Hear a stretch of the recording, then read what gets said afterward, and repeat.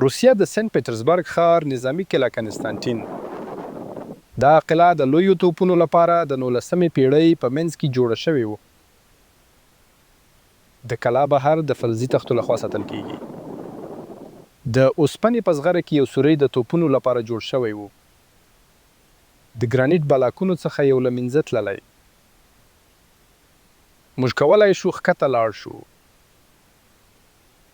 د فلزي پورتنۍ برخه د رنګ سره پوښل شوې ده، خو دلته د کاڼي ډبره ولاندې فلزي رنګ نه و. د دې اوسپنې تختو حالت وګورئ. فلزي زنګ نه کوي، فلزات له منځه نه ځي. د بولټ سر چې د اوسپنې تختې سره یو ځای ساتي. د مزدس بولټ سرونه د یوې نیمې پیړۍ راهیسې خپل شکل په بشپړ ډول ساتلی دی. تار شوی سوری. د اوسپنې تختې په ښه حالت کې دي. فلز ډیر پیاوړی دی. د ډیرو کلونو لپاره ناوړه اقلیم د فلز په پیاوړتیا اغیزه نه ده کړې. واوره، باران او د سمندر اوبه د اوسپنې لپاره ویجاړونکي دي. فلزي پټه قوي او دوامداره ده. دا فلزي پټې د ډبرو بلاکونه ساتي. فلزي پټې هم په 19 پیړۍ کې جوړې شوي. په ګرم موسم کې دوی د سمندر په اوبو کې مینځل کیږي. د څپو څخه سپرې فلز سره ټکر کوي، مګر لرغونی فلز زنګ نه کوي. په هر صورت د کلا دننه موږ یو بشپړ مختلف فلز وینو. ډیر زنګ وهلی اوسپنه.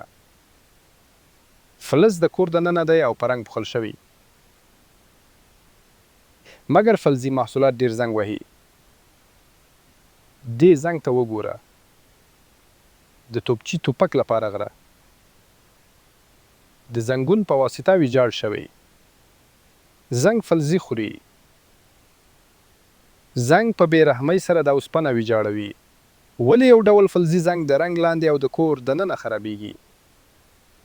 خو بل ډول فلزات د لنبل له منځه نه ځي. دا اوسپنه کم کاربن لري. فلزات په مرطوب سمندري اقلیم کې زنګ نه کوي. خو دا اوسپنه ډیره نرمه ده. اوسپنه د ټیټ کاربن منځپانګې سره د درنو بارونو سره مقاومت نه کوي. اوسپنه د لوړ کاربن منځپانګې سره خورا قوي ده.